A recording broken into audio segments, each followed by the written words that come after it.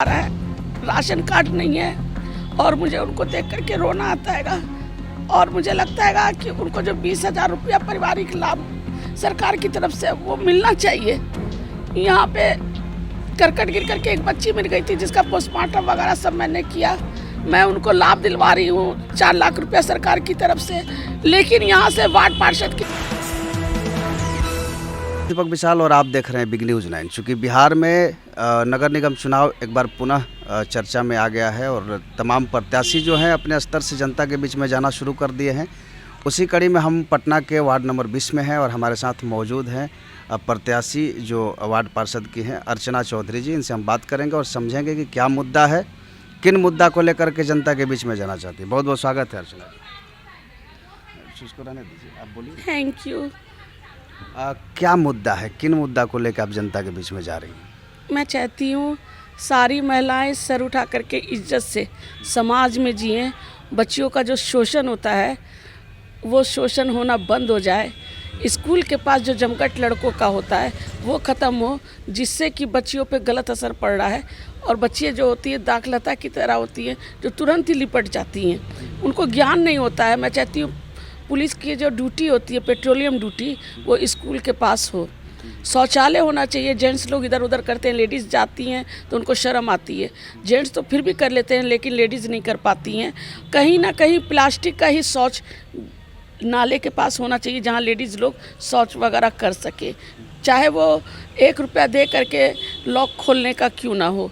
दूसरी बात, मैंने बहुत सी महिलाओं को देखा है जिनके पति मर गए हैं और बच्चियाँ हैं, कम उम्र की बच्ची हैं जिनको पारिवारिक लाभ नहीं मिल पा रहा है, राशन कार्ड नहीं है और मुझे उनको देख करके रोना आता है। और मुझे लगता है कि उनको जो 20,000 रुपया पारिवारिक लाभ सरकार की तरफ से वो मिलना चाहिए। यहाँ पे करकट गिर करके एक बच्ची मिल गई थी जिसका पोस्टमार्टम वगैरह सब मैंने किया। मैं उनको लाभ दिलवा रही हूँ 4 लाख रुपया सरकार की तरफ से, लेकिन यहाँ से वार्ड पार्षद की तरफ से 2,000 रुपया भी नहीं मिला और ना विधायक देखने आए ना कोई देखने आया। मैं चाहती हूँ कि ये सब चीज़ें नहीं होना चाहिए। हम सबको मिल करके गरीब को हेल्प करना चाहिए, क्योंकि गरीब की आवाज़ वहाँ तक नहीं पहुँच सकती जहाँ तक वो पहुँचाना चाहते हैं। उनको उनका अधिकार नहीं मिलता है।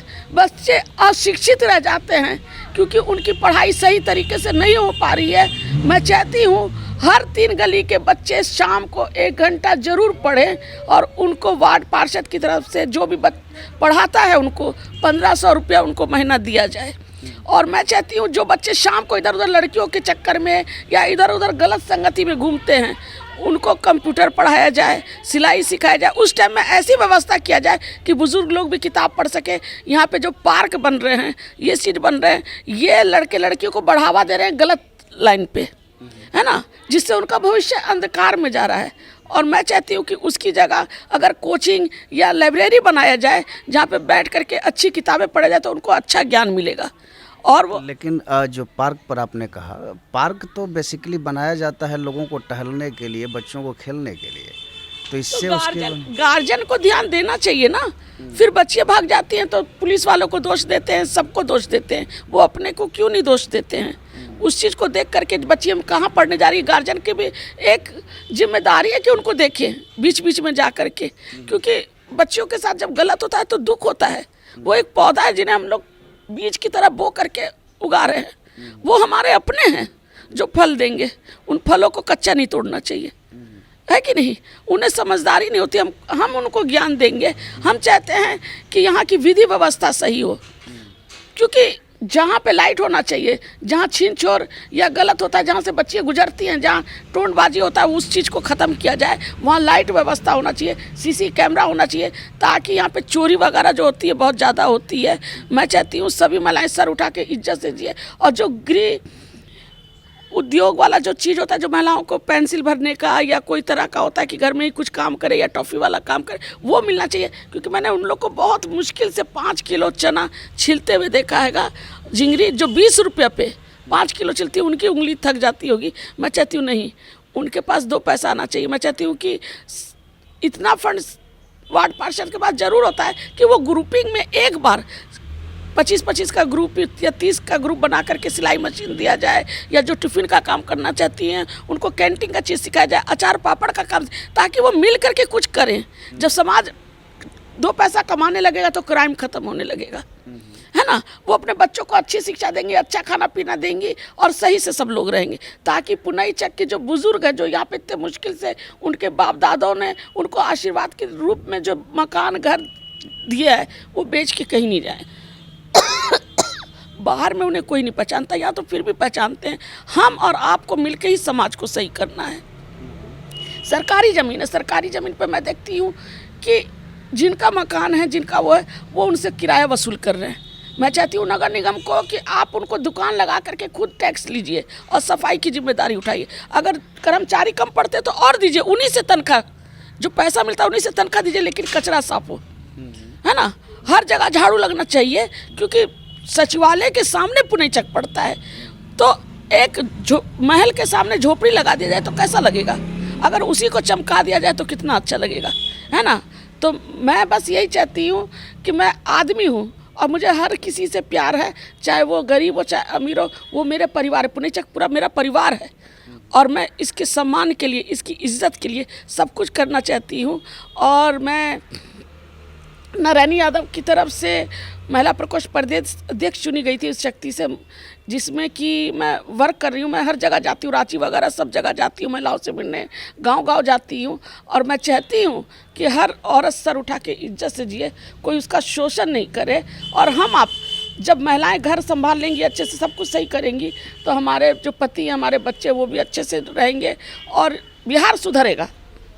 जैसे आपने जो मुद्दा रखा, ये जो आपके वार्ड 20 में जो तमाम प्रत्याशी हैं वो भी अपना मुद्दा इसी तरह से रख रहे हैं, तो जनता आप पे क्यों भरोसा करेगी? क्योंकि वो जब भी एक बजे रात में भी आती है तो मैं ना नहीं करती, वो सुबह भी आती है तो मैं उनके साथ चल जाती हूँ। मैं उनके काम के लिए एनी वे तैयार रहती हूँ, एनी टाइम। इसलिए मुझे लगता है कि अगर मैं इनके लिए कुछ कर दूंगी, अगर मुझसे हो सकेगा तो इनको खुशी मिलेगी, इनका आशीर्वाद मुझे मिलेगा। मैंने देखा है नाला पे नीचे उतर के पानी पीते हुए, जहाँ पानी की व्यवस्था होना चाहिए वहाँ पानी के नल नहीं है, लोग नाला में से पानी पी रहे हैं। आप कांति सिन्हा के उधर चले जाइए तो वहाँ पे आप खुद देखिएगा, और जहाँ पानी बह रहा है वहाँ टंकी बैठी हुई है। ऐसा नहीं होना चाहिए। नज़र जो है एक मुखिया का, एक बाप का, जो एक माँ होती है, बच्चे सभी समान हैं, सबको एक नज़र से देखना चाहिए। अगर अमीर है तो उनके भी घर में दुख है, जो दुख है उसको दूर करना है। जो जिस वर्ग से आ रहा है, जिसको जो चीज़ की त्रुटि है उसको पूरा करना है। हमें सबको लेके चलना है। जनता से आप क्या अपील करना चाहेंगे? जनता से यही कहूँगी कि अगर आपको लगता है कि मैं इस लायक हूँ, और जैसा आप प्यार देते हैं, आप लोग ने मुझे ज़बरदस्ती खड़ा किया है, मैं इस लायक नहीं थी और मजबूर किया कि मैं खड़ी हूँ, तो अगर आप चाहते हैं मैं आऊँ, तो आपसे मेरी यही अपील है कि मेरे हस्बैंड बाहर में हैं, आपको मेरे साथ वर्क करना पड़ेगा। जो जवान युवक हैं या जो मेरे भाई लोग हैं, हर आदमी 2-2 अपनी गली का काम खुद संभाले। मैं ऑफिस संभालूँ, आप घर संभाले, जहाँ नहीं होता है वहाँ मुझे बुलाएं। सब मिल के काम करेंगे तो अच्छा लगेगा। वो 2 पैसा कमाए, रसीद अच्छे से मुझे काट के दें, ताकि उनको भी लगेगा कि हाँ मैंने काम किया है। उस पैसे से उनके बच्चे का घर चलेगा, पढ़ेंगे, सब लोग करेंगे। इतना तो फर्क जरूर आता है कि यहाँ अच्छा काम हो सके। चुनाव चिन्ह एक बार अपना बता दीजिए और नाम के साथ वार्ड से। मेरा नाम अर्चना चौधरी है और मेरा चुनाव चिन्ह कलम दवाद है, जो क्रमांक संख्या 1 पे है। और आप सब बहनें मुझे अच्छे से घर घर जानती हैं, पूरा पुनई चक बच्चे से लेकर बुज़ुर्ग तक जानते हैं। और मैं अपने तमाम परिवार को एक बार आदाब कहूँगी, नमस्ते कहूँगी, सलाम कहूँगी, और आपका आशीर्वाद है। और मैं बहुत खुश हूँ कि आप लोग मेरे पीठ पर हैं। आपका प्यार मेरे साथ रहेगा तो मैं कामयाब होंगी। और जब तक मेरी सांस है, आपकी सेवा जैसे मैं करती रही हूँ, मेरा वादा है हमेशा करती रहूँगी। आपके विश्वास पे खरी उतरी हूँ और हमेशा खरी उतरूँगी। धन्यवाद। तो ये हमारे साथ थी वार्ड 20 के प्रत्याशी हैं अर्चना चौधरी जी। इनसे हमने तमाम मुद्दों पर बात किया है, और चूँकि जनता को डिसाइड करना है कि वो किसे चुन करके पार्षद बनाती है, अपने सेवा का मौका किसे देती है। फिलहाल हम बिहार के उन तमाम जगहों से चीज़ें लेकर के आते रहेंगे। आप बने रहिए बिग न्यूज़ 9 के साथ और देखते रहिए, और तब तक के लिए दीजिए इजाज़त। नमस्कार।